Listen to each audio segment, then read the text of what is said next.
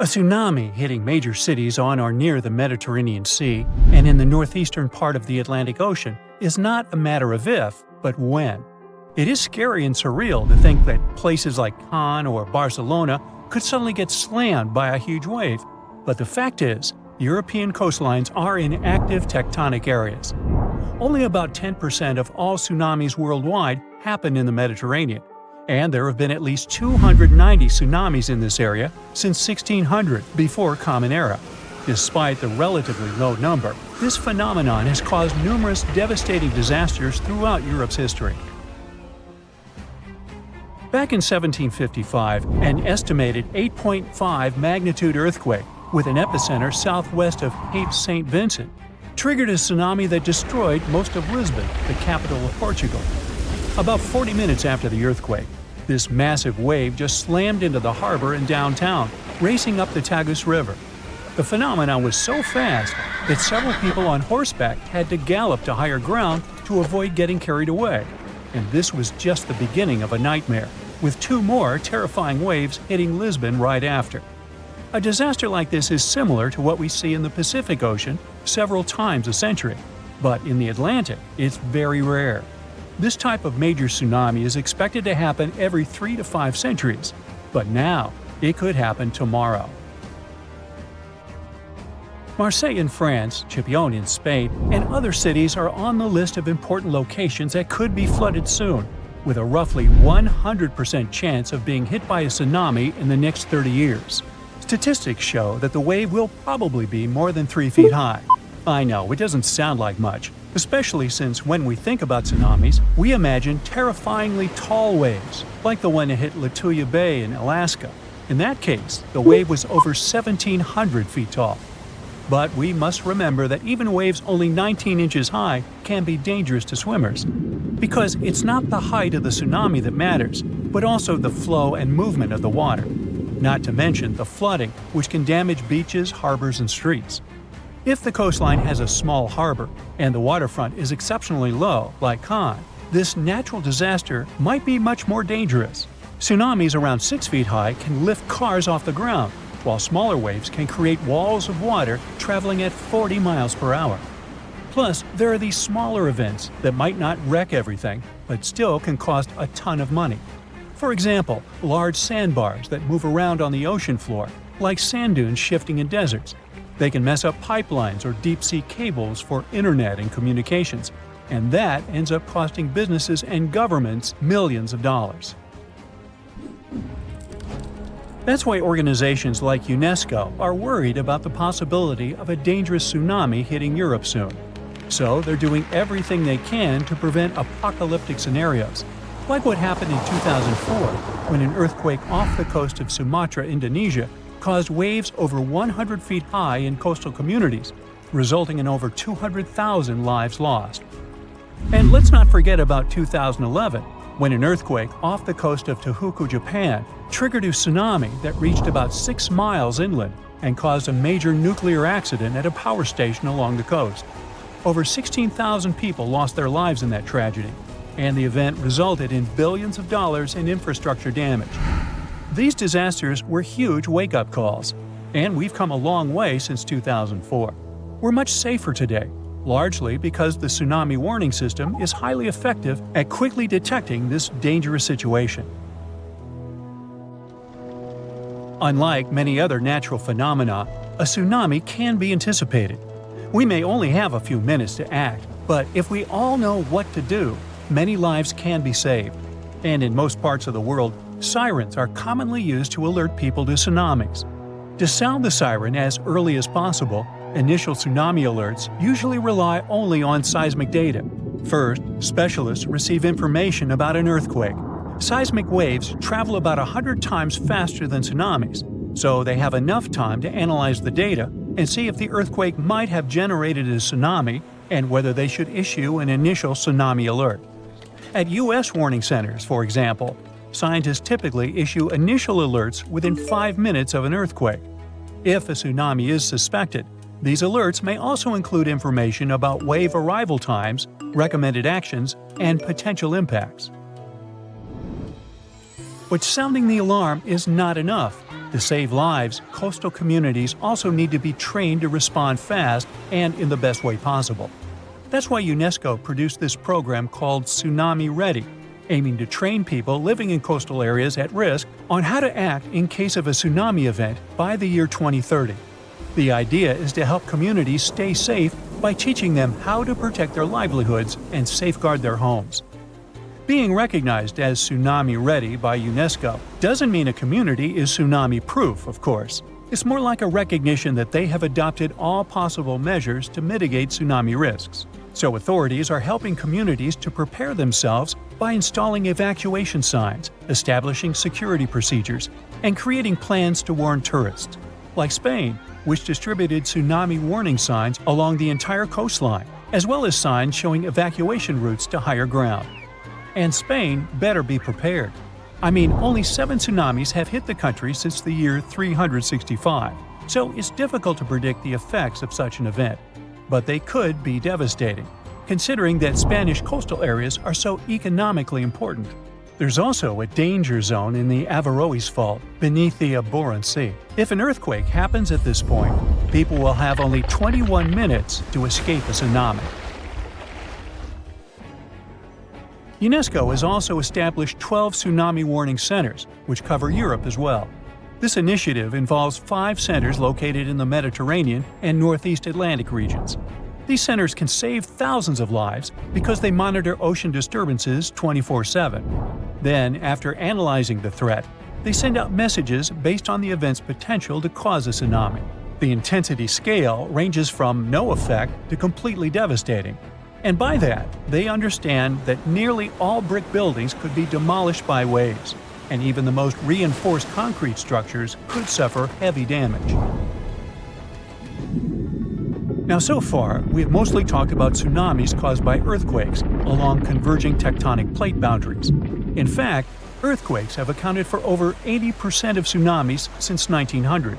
But tsunamis can also result from landslides, volcanic eruptions, and even meteorite impacts. Experts are also worried that with the current changes in climate, we might see more of meteotsunamis popping up in the Mediterranean. These ones are triggered by freaky weather conditions and can mess with any coastline that's got a shallow seafloor. They might not be as huge or famous as the earthquakes ones, but they can still cause significant property damage and put people in danger. For instance, in 2006, a meteotsunami struck the harbor of Ciutadella on the Spanish island of Menorca. Yachts were tossed into each other and later stranded on the harbor floor as the water receded, resulting in tens of millions of euros in damage. Unfortunately, meteotsunamis in the Mediterranean tend to be stronger during summer, so if you're planning to spend your vacation in Europe, stay alert for any signs of dangerous waves. If you suddenly encounter a tsunami moving in your direction, remember this is the time to react. Move to higher ground as far inland as possible. Pay special attention to any emergency alerts and information, and follow the guidance of local authorities.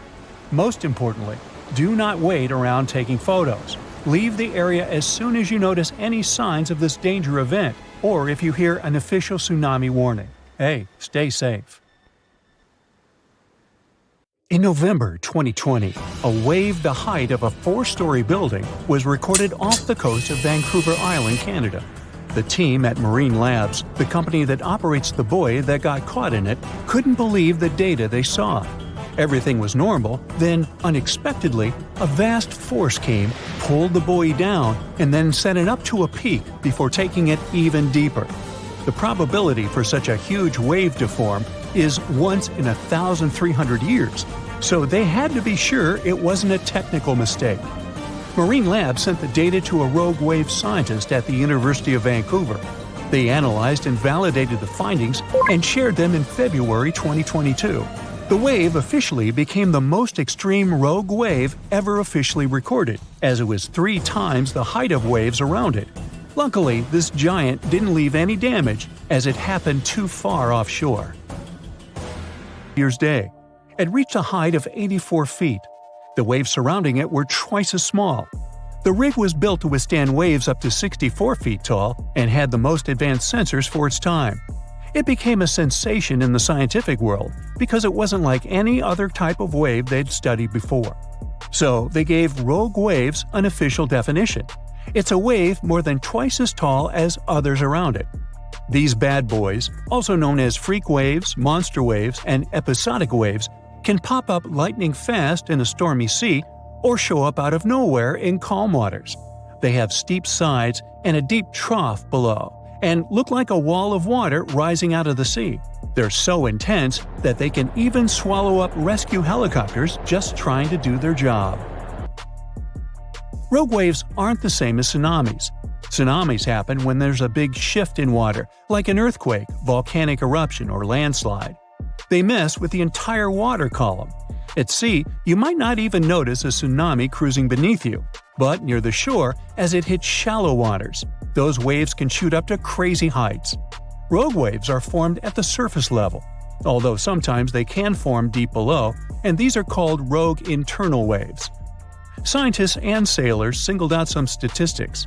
Rogue waves more often form when wave trains run into fast ocean currents. The coast of South Africa is one good place for that. There are concerns that these water beasts may happen more often in the future because there's more energy in the atmosphere and ocean. It means larger and more frequent rogue waves and more ships lost at sea. Rogue waves aren't limited to oceans and can even occur in lakes. Lake Superior witnesses something that got the name Three Sisters. It's a series of three large waves, one after another. The second wave covers the ship decks before the first one is gone. The third wave jumps in and adds extra water. These three sisters overload the ship. There's a theory that this phenomenon took down the steamship Edmund Fitzgerald in 1975. Rogue waves are also dangerous because they form rogue holes in the water. When the wave builds up, it draws in all the water around it. So, near the base, these holes can be very deep. If the bow or stern of a ship ends up in one, the ship can instantly sink. Some oceanographers believe that rogue waves are to blame for the disappearance of ships in the notorious Bermuda Triangle in the Atlantic Ocean. Storms from several directions converge in this mysterious area, so rogue waves are more likely to gain force here. And because they can reach a height of 100 feet, they can theoretically bring down an airplane, not just ships. There are two main theories trying to make sense of how rogue waves happen. First up, we've got the linear addition theory. Imagine waves cruising through the ocean at their own speeds. Now, when these waves cross paths, they team up and become stronger, cooking up a rogue wave. Then there's the nonlinear focusing theory. It says waves like to roll in groups, and when they spend time together, they share some energy. Sometimes, this energy exchange turns into a rogue wave. To predict the formation of these freaky waves, scientists would need an innovative radar system to keep a constant eye on the waves near a boat. They'd collect all the data and toss it into a fancy math model that paints a real-time picture of what the ocean surface looks like at that very moment. This model would need to do new calculations of the surface situation every 5 minutes. It would let the crew know if there were any extreme waves coming up in the next several minutes. Such a system doesn't exist yet, but as scientists measure more rogue waves, mathematicians may find a way to alert us of the upcoming rogue waves rising out of the water. Sometimes you can hear the term sneaker wave as a synonym for rogue waves, but oceanographers claim there's a difference. Rogue waves occur mostly in the ocean, and sneaker waves build up at the shore. They're also known as king waves and sleeper waves, and they roll up much faster than usual waves when they approach the beach. They always appear without warning after smaller waves and can be powerful. They can carry swimmers further away into the ocean. But the worst part is, they can also sweep you off your feet and into the water when you're casually strolling on a jetty or the beach, or on an outcropping nearby. Oregon State University researchers found that sneaker waves form in offshore storms that carry wind energy to the ocean surface. With all that energy, several waves unite and overlap into one beast that stands higher and goes further ashore than a regular wave. Another thing that makes them more dangerous is that, just like rogue waves, they're hard to predict. Fishers, surfers, and others who spend a lot of time by the water normally know when and what to escape when it comes to big waves. With sneaker waves, that logic doesn't work. There is no set time of the year when they're more active either, but putting together some data shows you're more likely to experience one of those somewhere between April and October, and the peak would be in October and November. Sneaker waves carry huge amounts of water, sand, and gravel. Those can fill up your shoes in a matter of seconds and sweep you off your feet if you're unlucky enough to be ashore at that moment. These sea monsters also have the power to move huge logs, which carries another hazard. Going to the beach in winter seems like a good plan. You can have a bonfire, build a sandcastle, search for shells, or swim in the ocean. The vibe might make you overlook the dangers ahead of you. Do you really think through the potential risks of paying a visit to the beach in the winter? The number one risk is waves. You might think it's okay to admire the view on the beach a few steps back from the ocean. Now let me introduce you to sneakers. Not the chocolate bar, sneaker, or with another name, sleeper waves. These are oversized coastal waves. They catch people off guard because they occur without warning or trace. These waves are particularly seen in Oregon, United States. People have been injured and at least 17 people have been swept up into the ocean since 2000. It got more media attention in 2011 when a memorial statue was built honoring the two teens faced with sneaker waves in Oregon. So, how come these waves are so dangerous? It's about their nature. They come out of the blue. With big waves, you see them coming or growing big. Plus, they form in the ocean and come towards the beach. These waves appear near the shore. It leaves less time for you to run to a safer spot.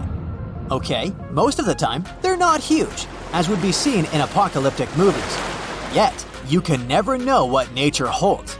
Maybe you remember this example from Mavericks. In 2010, a crowd was watching the surfing competition.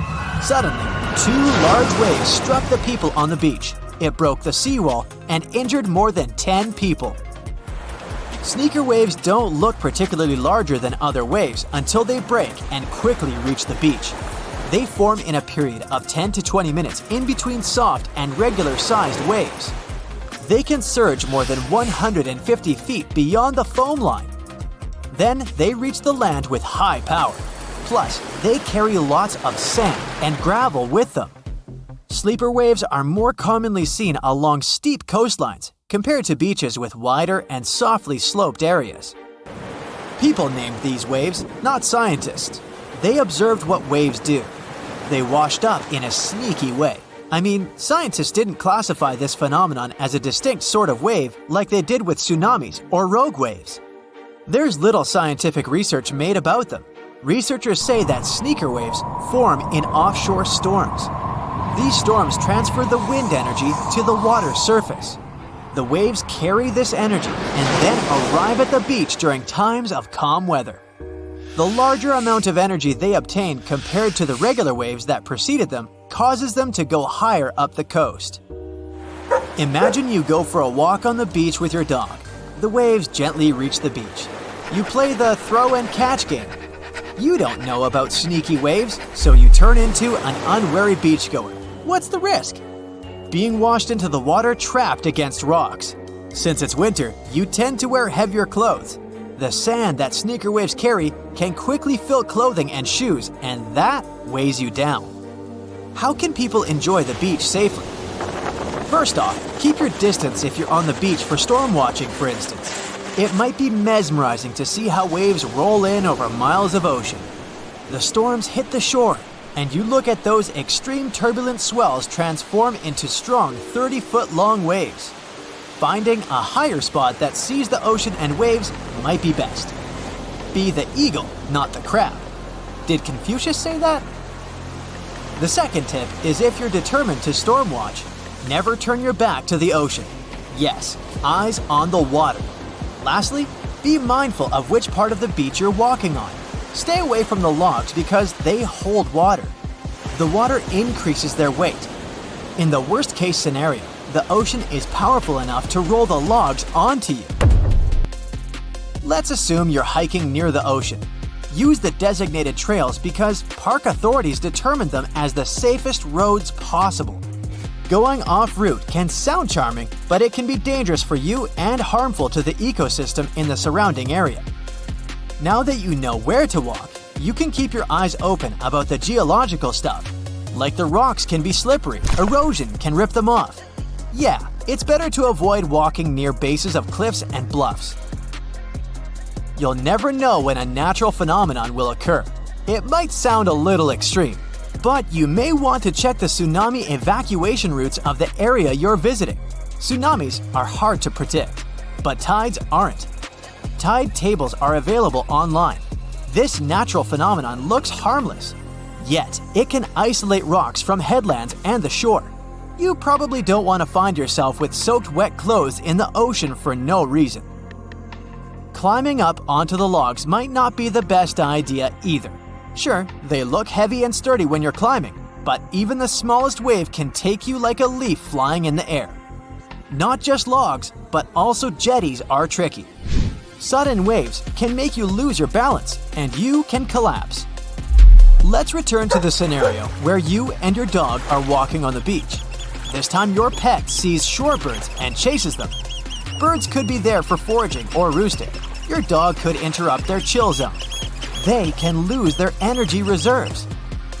Can you bump into creatures hiding under the sand? Some sorts of creatures can be dangerous for you. Better not to poke someone's home. Take a look at this one. It's a horseshoe crab. This one looks scary, yeah, but it's safe as long as you don't step on its spines. So it depends on the type of creature you see, but generally, it's okay to explore the sand with caution. Until now, we look at scenarios where you were on the beach when they caught up to sneaker waves. You could be in the water too. You could be surfing, just like the contestant in the Maverick surf competition, or swimming, if swimming is the new case. Consider these. The temperature is lower, the waves are crazier, and there are probably no lifeguards there watching you in the winter. Swimming with friends is a safe option. Bonus, it's more fun. You should choose your swimming location carefully. Are there dangerous rocky areas? Can you easily go out if there's some sort of emergency? Know your spot. For that, you should check the weather too. Planning has a key role in winter water safety. A quick weather forecast and sea conditions check would do. You can consider buying a tow float if you're an adventurous open water swimmer. It's a flotation device designed to increase the swimmer's visibility in the water. They are lightweight and have fluorescent colors. Alternatively, you can wear a brightly colored swimming cap. We can talk more about the gear. Wearing a wetsuit is wise, as well as wetsuit gloves and boots. You can put your phone in a waterproof pouch or bag. Staying warm is essential in the winter. Don't just jump into the water at once. This can result in cold water shock. It's vital to enter the water slowly. In that way, your body can get used to the temperature. Once you take all the necessary precautions, you can enjoy the beach and explore its offers. What sort of gems can you find on the beach? A mermaid's purse? Maybe. No, it's not the purse of Ariel from Disney's Little Mermaid. That's actually an egg case belonging to sharks and rays. It's made out of keratin, kinda similar to your hair and fingernails. These purses are the place where the embryo grows. The egg hatches and the cases are carried away with the water to the beach. If you want to find one, you can look at the area near the seaweed. Have fun while searching for it! Now, I'm ending this video with a quick joke that's suitable for the cold weather of winter. What did the ocean say to the beach? Nothing, it just waved. Not a lot of people have heard of this mysterious body of water named after famous English explorer Sir Francis Drake. Even though Drake himself never sailed through these waters, one of his ships did pass near this location and discovered a connection between the Atlantic and Pacific Oceans. That's how the area got named the Drake Passage in 1578. Soon enough, the passage became known for some mysterious disappearances. It got the reputation of being the roughest and most unpredictable stretch of water in the world. It's now known for its strong winds and rough seas, with waves that can reach up to 60 feet in height. The passage also has powerful currents with speeds never seen before. Does it sound like a good start to an adventure book? Sure, it doesn't make the place any less real. If you ever decide to travel between the southern tip of South America and the southern tip of the Antarctic Peninsula, you will come across the infamous Drake Passage. We call this place the Drake Passage today, but locals still believe it should be named after Spanish explorer Francisco de Oces. He was a Spanish navigator who, in 1525, led the first known European expedition to navigate the Drake Passage. The trip was part of an attempt of Spain to find a new route to the Spice Islands in the East Indies. Oces and his two ships, the San Lesmes and the Santiago, sailed through the Strait of Magellan and into the Drake Passage, where they encountered treacherous weather and rough seas. Despite the difficulties, they successfully navigated the passage and became the first Europeans known to have done so. However, the expedition failed to find a new trade route, and the crew returned to Spain with no significant discoveries. Some years later, in 1616, another ship captained by Dutch navigator Willem Schouten made one of the most successful voyages through the Drake Passage. Despite the difficulties of navigating the often turbulent seas, eventually, the Drake Passage became an important part of international trade routes in the 19th and early 20th centuries. But this dangerous area holds many secrets. The record of one of the most famous events that happened here takes us back to the year 1914. During that time, a British explorer named Shackleton wanted to travel to Antarctica with 27 men split between two ships. Those were named the Endurance and the Aurora. The explorers wanted to check out two routes that reached the continent. But in 1915, the Endurance got stuck in ice while crossing the Drake Passage and was slowly crushed. Shackleton and his crew had to leave the ship and could only gather some personal belongings. The Endurance eventually sank, and the crew had to survive on ice for a while. The mission changed from exploring to surviving, and only in 1916 all the men were rescued. The Aurora suffered a similar fate. It also got stuck in ice, and 3 men were lost at sea before the rest of the crew was rescued in 1917. For many years, the ship Endurance was thought to have been lost forever. But in 2022, a group of specialists went on a trip to find it. They left from Cape Town, South Africa on February 5th. The leader of the group said it was most likely the most difficult shipwreck search in history. They used special equipment to find the ship under the water and then used a special underwater camera to take a closer look. The members of the team were sure they had found the Endurance because it was in a place where very few ships had ever been. Despite being 10,000 feet underwater, the Endurance didn't look so shabby. It was actually pretty well preserved for a ship that had been underwater for more than 100 years. The explorers were still even able to see the word Endurance written on it. But it's not just ships that have a hard time with the Drake Passage. A plane with 38 people on board seemed to have disappeared over the Drake Passage in 2019, according to the Chilean authorities. It's believed it hit the icy and rough waters of the passage. Rescuers used ships, planes, and satellites to search for the missing plane and its passengers in the area where it had last sent messages. But the harsh conditions of the Drake Passage made the search very difficult. The exact location where the accident had happened was eventually found, but there were no survivors. The Viking Polaris is another of those ships that got damaged in the passage, even though it was designed for tough conditions. It was faster than most ships and more stable because of special equipment that kept it balanced. One night, back in 2022, the waves were indeed big, but the ship seemed to be doing well in the rough weather. But then, on its way back to port in Ushuaia, Argentina, a rogue wave suddenly hit the ship without warning. People on board felt like they had been hit by an iceberg.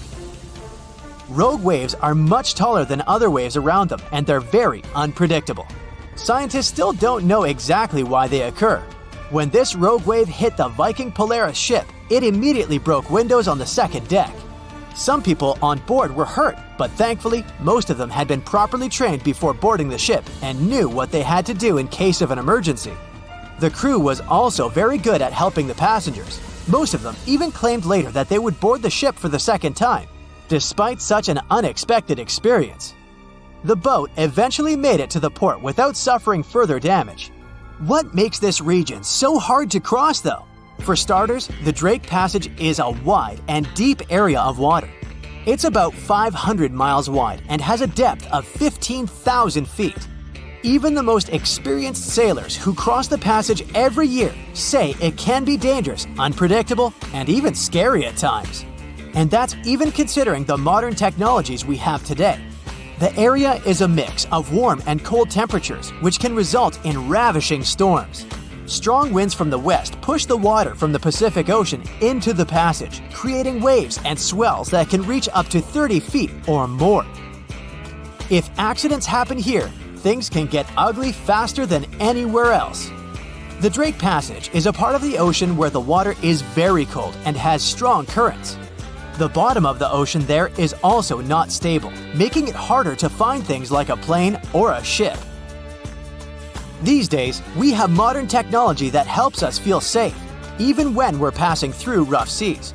However, if you are planning to travel by boat to Antarctica, make sure you're ready for the rough sea in the Drake Passage, and for feeling a little uneasy. This can happen even to the most experienced of people when the waters are rough, but it's especially tough if it's your first time. Some people bring remedies to avoid feeling sick, like ginger gum or scented wristbands. Others find it helpful to look at the horizon. Test things out to see what works for you. Once you arrive at the Drake Passage, you'll be surprised to see that lots of different animals live there. You can see many types of dolphins, birds, whales, and penguins. The water in the Drake Passage is also good for small animals like plankton, krill, which bigger animals such as whales, penguins, and seals generally have on their daily menus. As you get closer to Antarctica, watch out for the South Shetland Islands. These might be the first pieces of land you'll see. They're also located in the Antarctic Peninsula and were first discovered in 1819 by British explorer William Smith. The South Shetland Islands are home to severe active volcanoes, including Deception Island and Mount Fenton. The islands are also where you can find a number of endemic species, including the South Shetland Islands Gentoo penguin, which is only found on this piece of land. When it's born, it's just a foot high, but the closer it gets to the shore, the larger it grows. Soon, it enters shallow waters and starts to slow down. Down there, humans, tiny like ants, scream and scatter in different directions. The first tsunami wave crashes into the shore. Its top moves faster than the bottom. That's what makes the wave so high and steep. The lowest point of the wave gets to dry land first. In the process, it creates a vacuum effect, which pulls the water away from the coast, burying the harbor and sea floor. Those who recognize this first sign of an approaching tsunami still have the chance to save their lives. 5 minutes later, and an enormous wall of water hits the shore and wipes out everything in its way. But it's not just a single wave, there are many. This phenomenon is called a wave train. How fast this train is traveling depends not on how far it is from the source of the waves, but on the ocean depth. Tsunamis can move as fast as a jet plane in the middle of the ocean, but once they enter shallow waters, their speed drops. It's very different when we talk about a tsunami's height. On the surface of the open ocean, it's often no higher than 1 foot. That's why even experienced sailors may not notice such unassuming waves. But the sea rises dramatically once the tsunami nears the shore. The first tsunami wave isn't usually the strongest, but lots of people don't know it and make a grave mistake that sometimes costs them their lives. After the first wave is gone, they relax and believe the danger is over. That's why the next waves, much bigger and more powerful, catch them off guard. The scariest thing about tsunamis is that they can travel across entire oceans with almost no energy loss. A tsunami can travel thousands of feet inland. It's usually so much water that its enormous weight and force sweep away everything in its path: cars, trees, people, and even buildings. The roar of an approaching tsunami is louder than a jet taking off. Sometimes, a tsunami comes as a torrent of foaming water. At other times, it makes the sea withdraw, leaving behind stranded fish and overturned boats. But what can cause a tsunami? one of the most merciless and devastating natural disasters. In more than 70% of cases, it's an underwater earthquake. For example, the Boxing Day tsunami, which occurred in 2004 in Indonesia, was triggered by an undersea earthquake. The tremors produced several massive waves. The largest of them was as tall as the Arc de Triomphe in Paris. A landslide can also cause a monster of a tsunami, as it happened in 1963 in Italy. Then, more than 9 billion cubic feet of forest, soil, and rock rolled down into a lake. A dark wall of water covered the sky over a tiny village at the bottom of the Viant Dam, one of the tallest in the world. With a deafening roar, the wave overtopped the edge of the dam, taking out everything in its way. The 1980 mega tsunami in the USA was also caused by a landslide.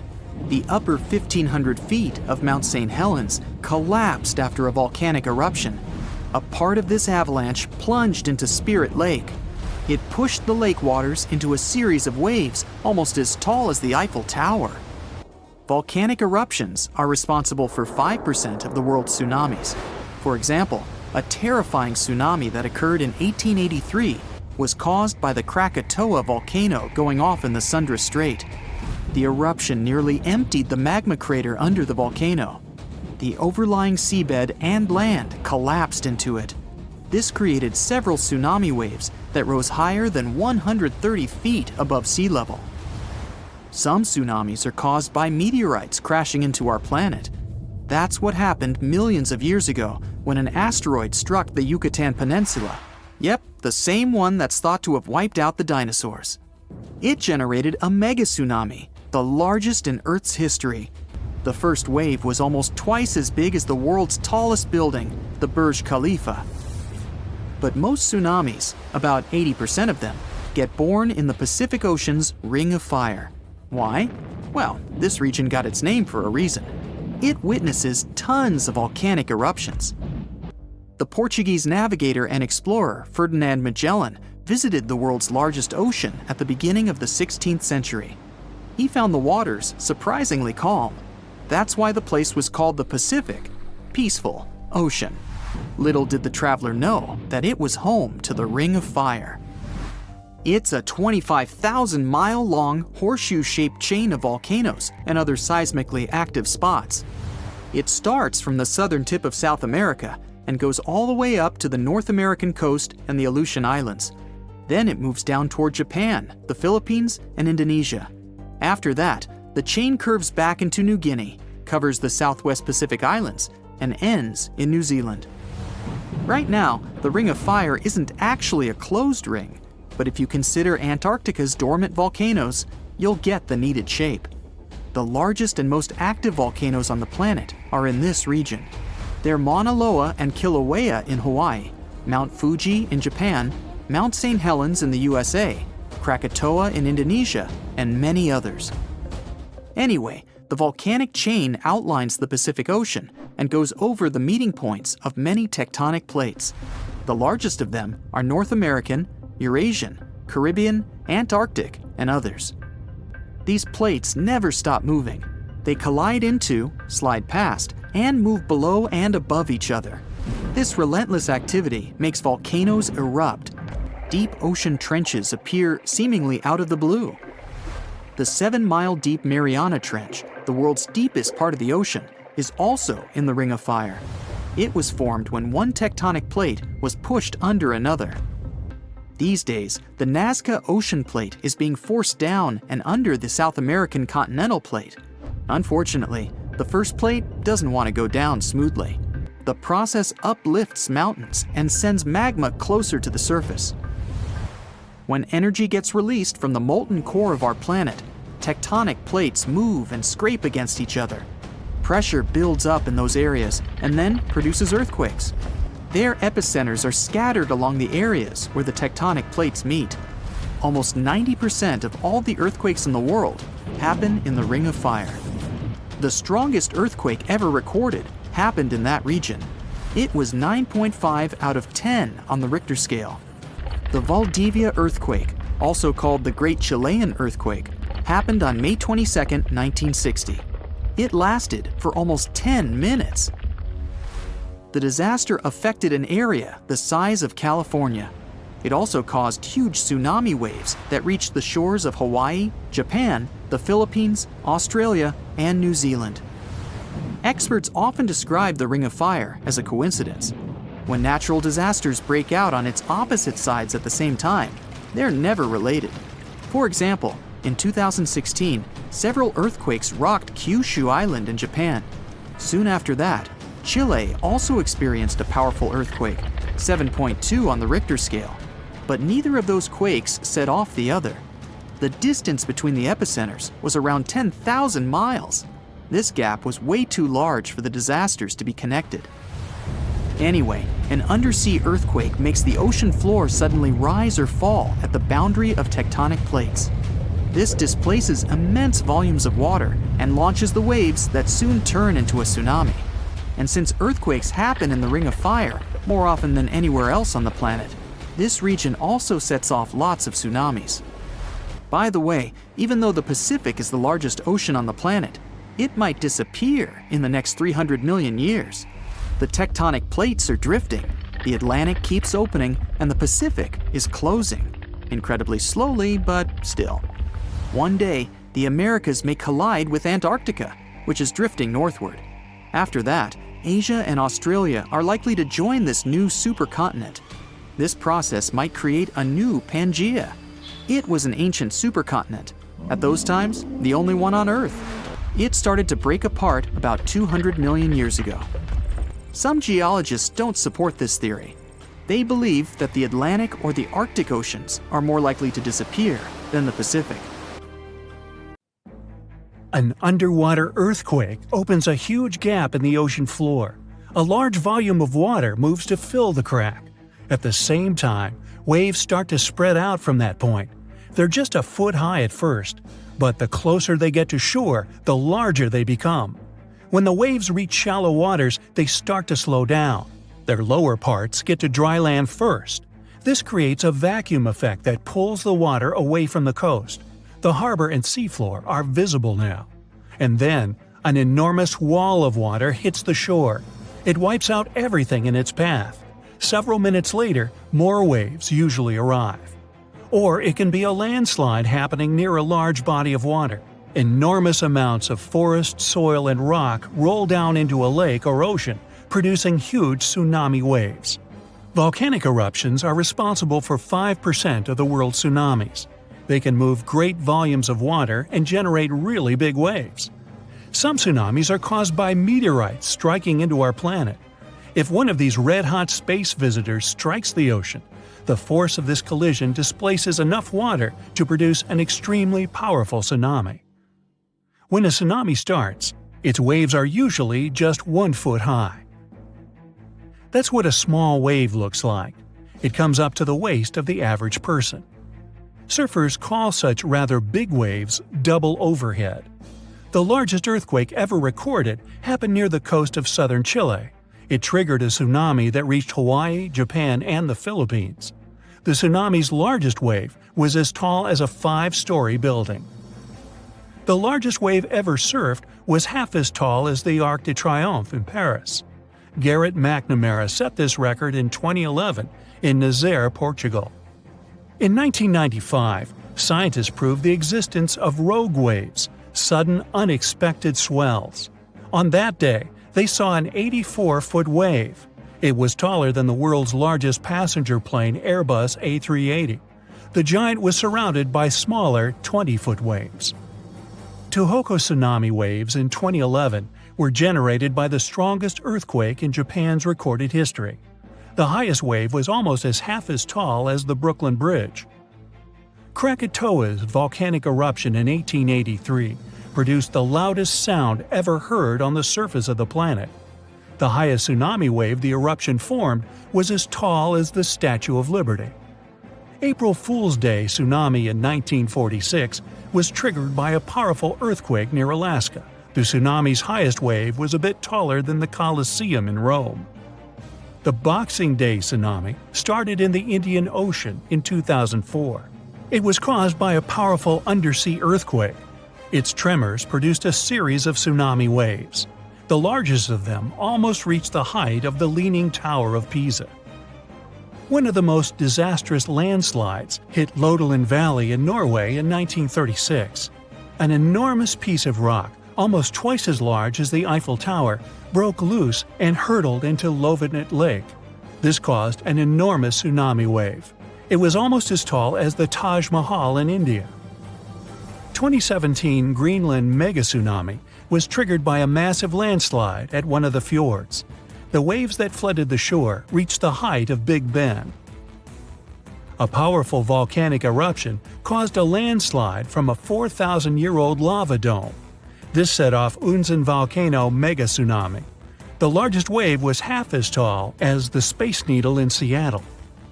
Fogo megatsunami happened 73,000 years ago, when a part of the Fogo volcano collapsed into the sea. The megatsunami's largest wave was as tall as the Washington Monument. When the upper 1,500 feet of Mount St. Helens exploded, it caused a massive landslide. A part of this avalanche plunged down into Spirit Lake. This caused a wave that was more than half the height of the Eiffel Tower. The Vejont Dam megatsunami happened when a landslide dragged 9 billion cubic feet of forest, soil, and rock into the lake. A colossal wave overtopped the edge of the dam, taking out everything in its path. Its height was greater than that of the Golden Gate Bridge.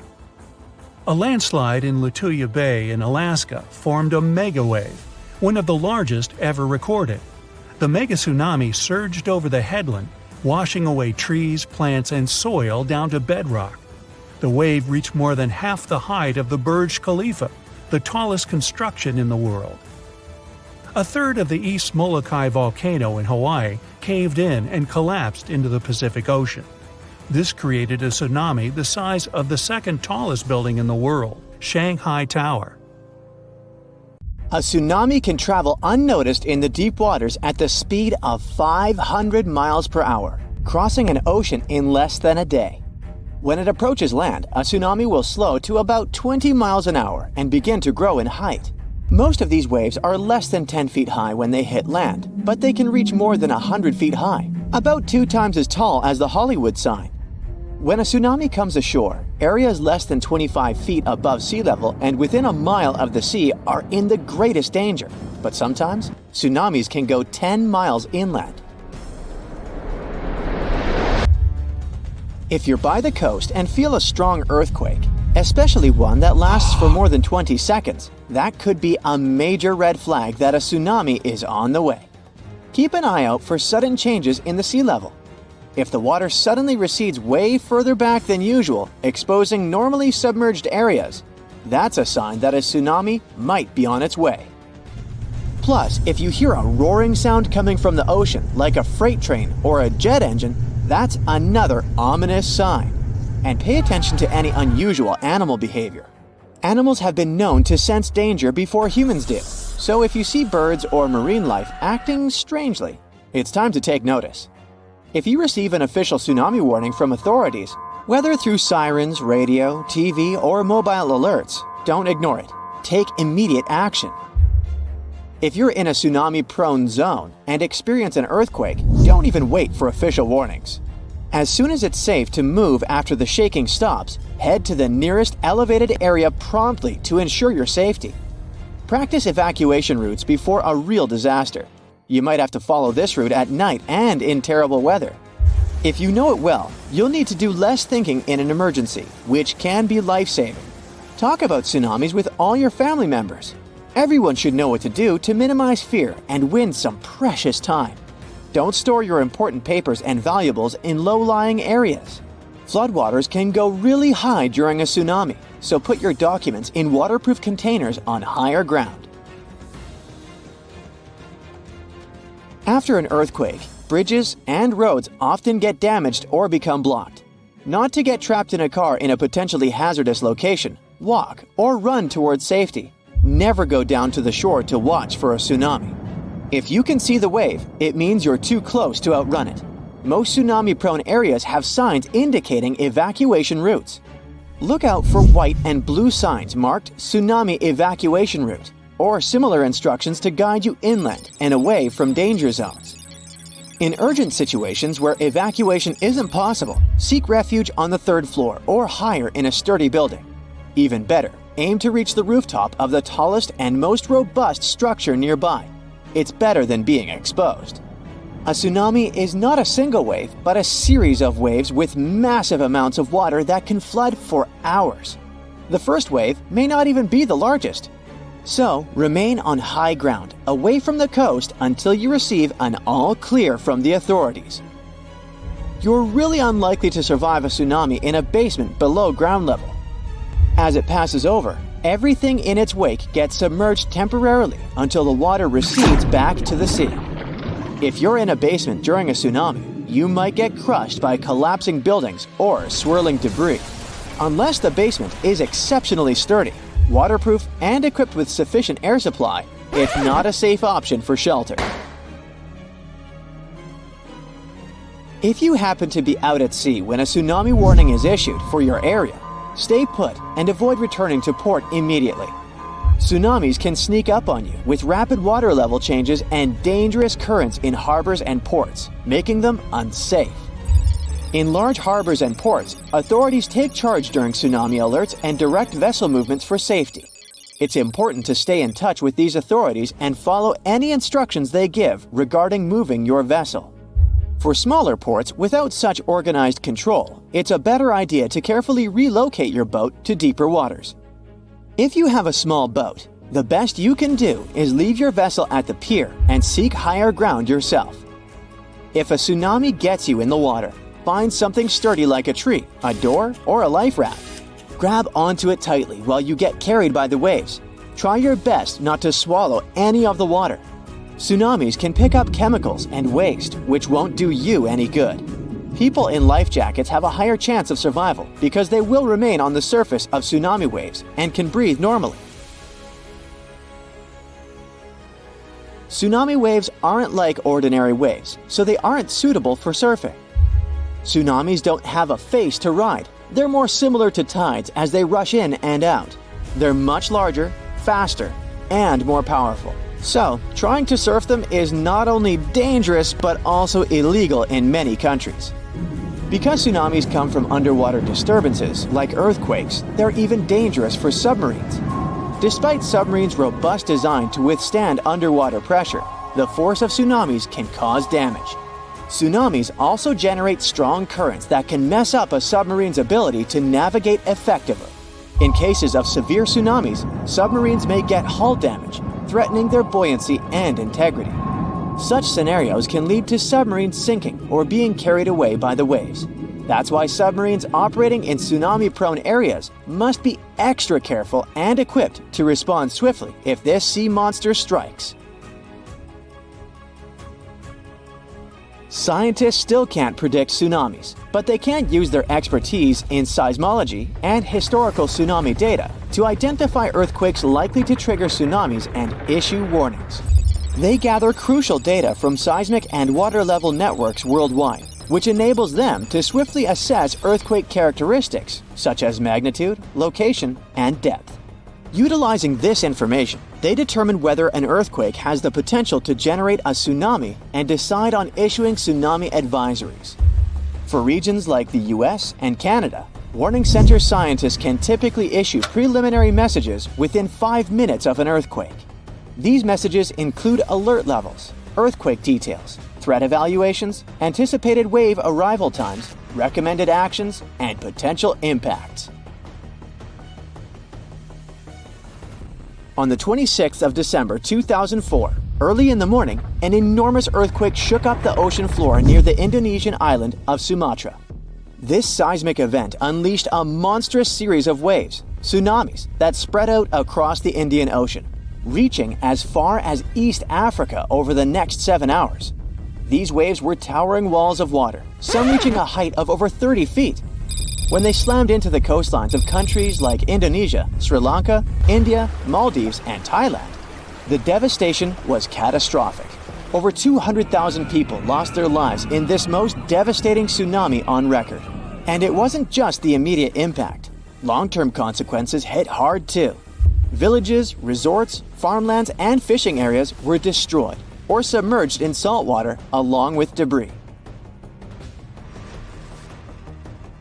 Japan is one of the most earthquake-prone countries in the world because it's located on top of 4 converging tectonic plates that constantly interact with each other.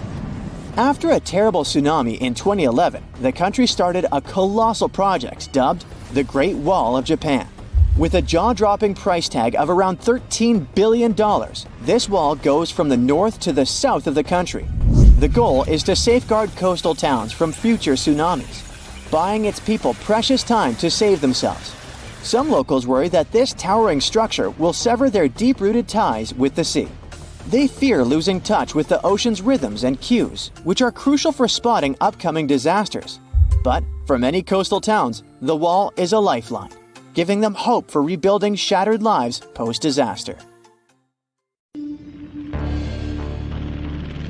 In 1945, 5 TBF Avenger aircraft took flight for a routine training exercise around the Bermuda Triangle.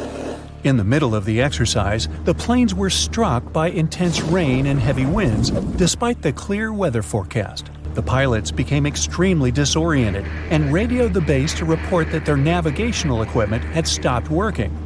The last thing the base heard was, "When the first plane drops below 10 gallons, we'll all go down together," and then static. The 5 planes and their 14 crew members were never seen or heard from again. On his very first voyage to the New World in 1492, Christopher Columbus sailed through the Bermuda Triangle. Columbus reported that one night when he was on the deck of the ship, he noticed a giant light appear in the distance, unlike anything he had ever seen before. Columbus looked at his compass for direction, and it gave off erratic readings. You might have noticed that the Bermuda Triangle doesn't appear on any world map. This is because official institutions refuse to acknowledge that the area actually exists. A popular theory suggests that rogue waves are responsible for the many disappearances.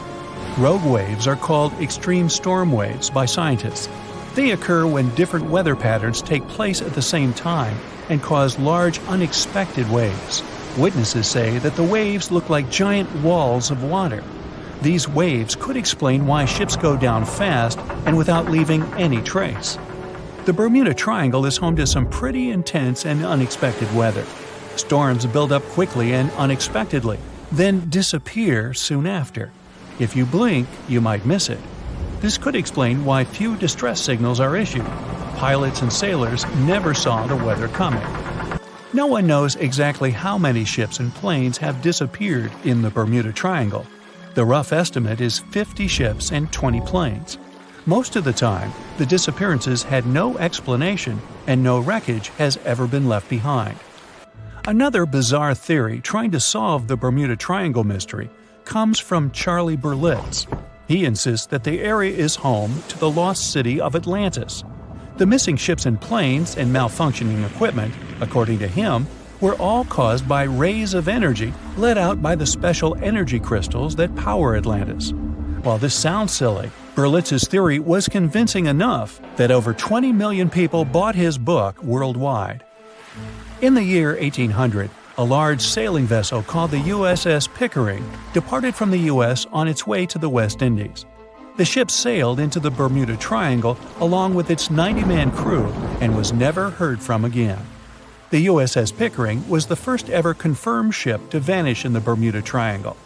It's believed that the ship was taken out by a storm, but because no wreckage was ever found, we'll never know for sure. When the TBF Avenger planes went missing, a massive search operation was conducted. Boats and planes searched the Bermuda Triangle for any signs of the aircraft. One of the boats searching was a PBM-5 Mariner airboat. The airboat took flight at 7:27 p.m. and called in a routine radio message 3 minutes later. Then, it was never heard from again. No trace was ever found of the rescue airboat or the 5 Avenger aircraft. An enormous investigation was launched into the disappearance of all these vehicles, but nothing was ever discovered. This particular area of the ocean is one of the most heavily traveled shipping routes in the world. Some skeptics believe that this fact solves the mystery. Statistically, the busier the area, the higher the frequency of accidents and disappearances. While this makes sense, it's not the frequency of disappearances that's responsible for the mystery of the Bermuda Triangle. It's the lack of explanation or wreckage found. On the ocean floor, decomposing organisms let off large concentrations of methane gas that gets trapped under the water. This gas can build up until, boom, it ruptures. The gas surges up to the surface and erupts. If a ship was in the area of one of these ruptures, the water would become much less dense and cause the ship to sink rapidly and without warning. Scientists believe this could be the cause of the many disappearances in the Bermuda Triangle.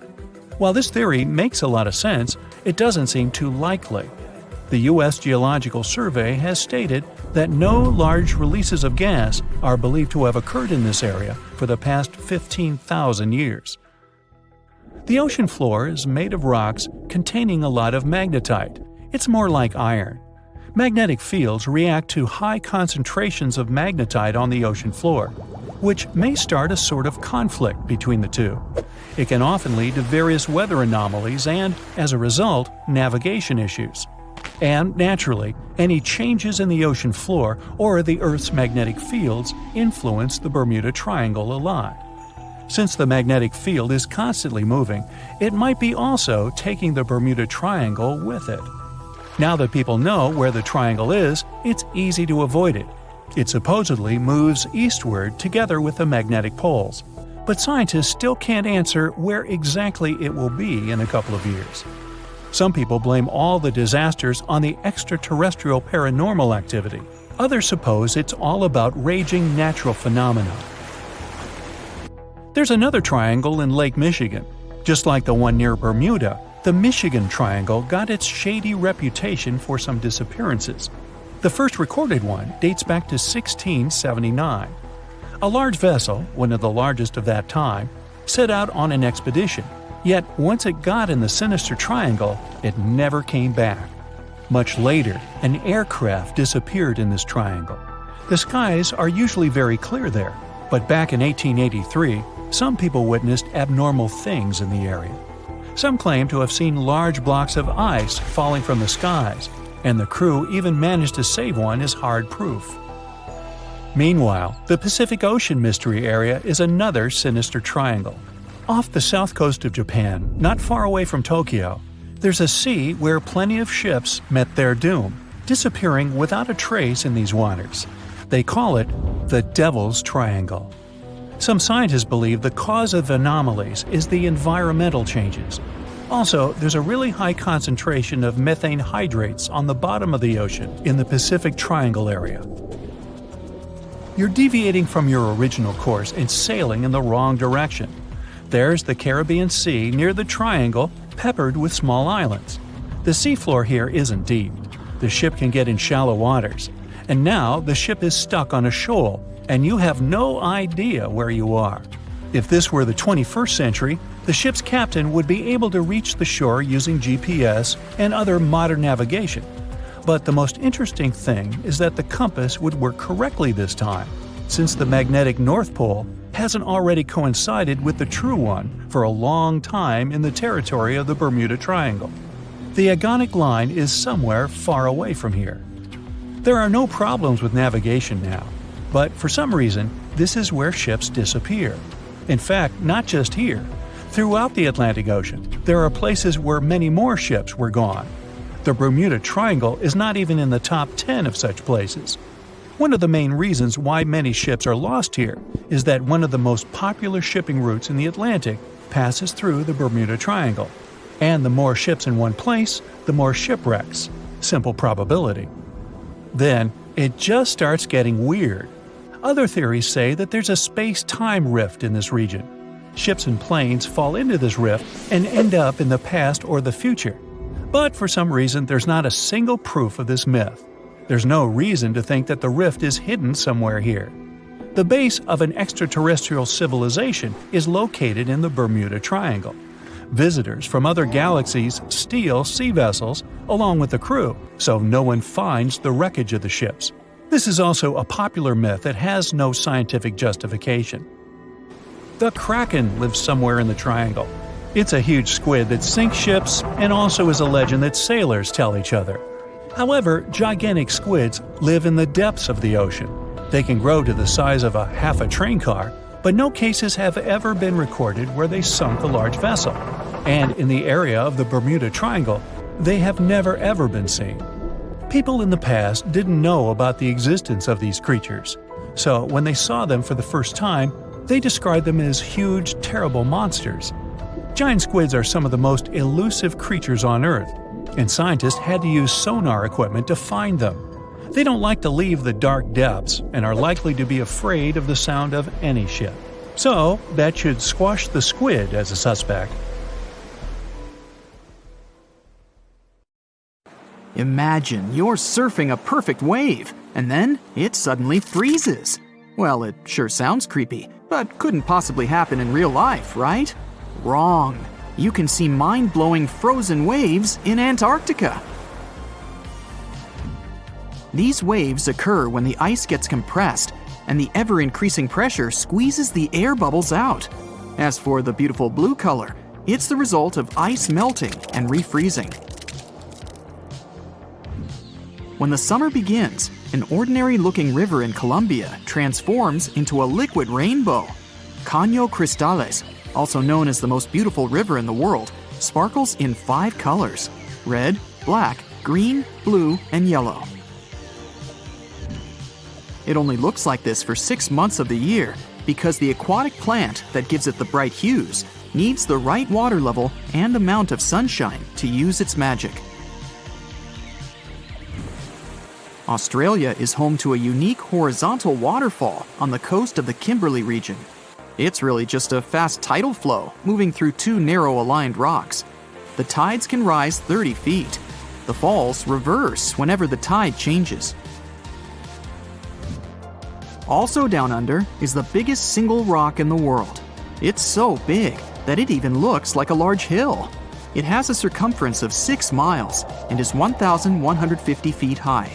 The edges are eroded since the rock has been around forever. These mud brick buildings are 7 stories high and were built out of fertile soil, hay, and water that were made into bricks and left to bake under the sun for days. The ground floors were used for keeping livestock and grains, and the upper levels were places for socializing and catching good views. Antelope Canyon in Arizona, also known as the place where water runs through rock, has 2 sections of slotted canyons. Throughout the years, the water running through sandstone has created a picturesque formation like no other. If you ever set foot on the arid soil of the Namib Desert in Namibia, prepare yourself for an eerie picture. You'll see countless circular patches between 6 feet to 50 feet in diameter. Organized in a honeycomb-like pattern, they stretch across 1,500 miles toward the horizon. These patches are also known as fairy circles, and you might be disappointed by the explanation of this mystery. No one knows for sure the origin of these circles, even though there are numerous theories, from the radioactivity of the soil to the activity of sand termites. Mount Haleakala in Hawaii is one of the quietest places in the world. National park managers nearly failed to find any sounds to measure here. The place translates from Hawaiian as House of the Sun. It formed thanks to a volcano that got active 1 million years ago. The lava flows built up over the years and grew into a mountain. It has its own climate and weather that's impossible to predict. It takes almost a week by ship from South Africa to travel to the world's most isolated settlement of Edinburgh of the Seven Seas. You'd need special permission from the local government to visit as a tourist. About 300 locals all treat each other as family, grow their own food, and keep their island impeccably clean. Daintree Forest in Australia is the oldest rainforest in the world. It has been around for over 100 million years. Daintree is home to some unique animal species, 12,000 different types of insects, and about half of Australia's frog, butterfly, and bat population. The rainforest also has around 3,000 types of plant species. Rocks that travel are called sailing stones because they seem to move across the dry lake bed of Racetrack Playa in Death Valley National Park, California. As the rocks move, they leave behind a creepy trail that used to have scientists baffled. After all, some of the boulders weigh more than 660 pounds. On top of that, some of the trails are curved, while others are mostly straight, with unexpected turns to the right or the left. But eventually, NASA experts cracked the mystery in 2006. It turns out that in winter, the lake fills with water, covering the boulders at the bottom in ice. And since ice is pretty buoyant, underwater movements and winds make the stones move across the lake bed. In their wake, they leave bizarre tracks, only seen when the water evaporates in the summer. Lake Maracaibo in Venezuela is often called the lightning capital of the world. Thunderstorms arise here 300 days of the year, with a peak in September. Sometimes there are up to 200 flashes in a minute. It happens because cool air coming from the surrounding Andes meets with warm air from the Caribbean Sea and generates electricity.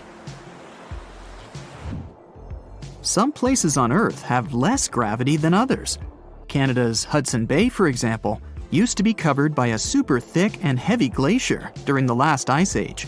The ice had pushed tons of rock mass outward when it started to melt. The smaller the mass of an object, the less gravity it has. It'll take another 5,000 years for the Earth to get into its original shape in this spot. Until then, you'll always weigh less here than anywhere else in the world. Five Flower Lake in China's Zhoujiago Valley changes its color from amber yellow to emerald green, dark jade to light turquoise, and sometimes coral. It never freezes thanks to underwater hot springs and never melts or dries up, unlike other neighboring lakes. The locals believe it's made up of pieces of a mirror that fell down from the sky. The surrounding valley has some narrow conic karst landforms, spectacular waterfalls, around 140 bird species, and giant panda, along with other endangered plant and animal species. Cape Denison in the Commonwealth Bay in Antarctica is the windiest place on the planet. It has unusual downslope winds. They are formed because of the continent's dome shape and the always cold climate. These winds are so fast and strong, they ruin the measuring instruments and the masts they are attached to. The record speed so far was 200 miles per hour. The Sahara Desert, which takes up 10% of the African continent, is extremely hot and dry. That's why it's one of the top places with the clearest skies. There's hardly ever a cloud above it. This, plus the remoteness from any civilization, makes it one of the best spots for stargazing. In Denmark, people experience blackout-type effects on a pretty regular basis. Just look how weird it is. But it gets even more bizarre when you find out that birds are the cause of this unusual phenomenon.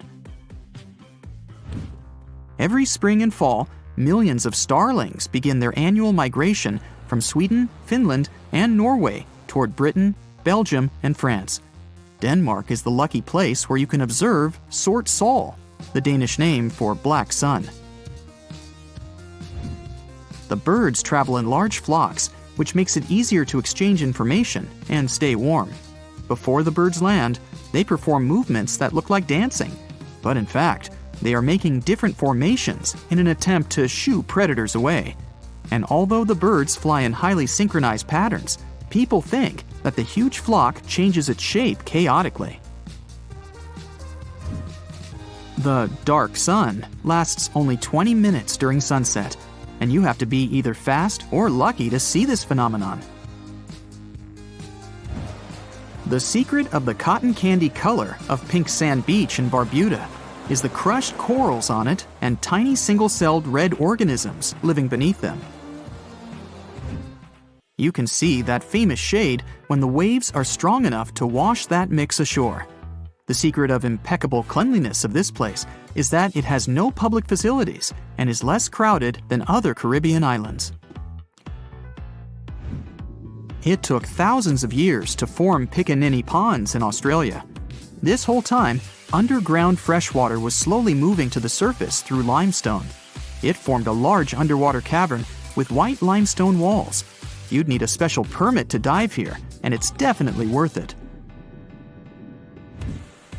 Batara Gorge Waterfall has 3 natural bridges for anyone to walk across, take awesome pictures, and even have picnics. The waterfall is a result of limestone erosion that's been going on for millions of years, even though it looks like someone punched a hole right in the middle. It's located in the village of Tanarine, which is just 2 hours away from the capital Beirut. A village in the Meghalaya state in India is known as the wettest on the planet, according to the Guinness World Records. The average annual rainfall here is about 470 inches. It's a result of warm, moist monsoon winds coming from the Bay of Bengal, bringing clouds full of rain. It flows into rivers and waterfalls and never stops. The locals that work in the fields always wear basket-like covers to protect themselves somehow. The village of Leknes, with a population of about 3,500, is located in Norway, above the Arctic Circle. It has an unusually warm climate compared to other places in the same latitude. In January, the average minimum is 32 degrees Fahrenheit and rarely drops below 30 degrees Fahrenheit. July average temperature is 53 degrees Fahrenheit. That's pretty regular for many places in Europe.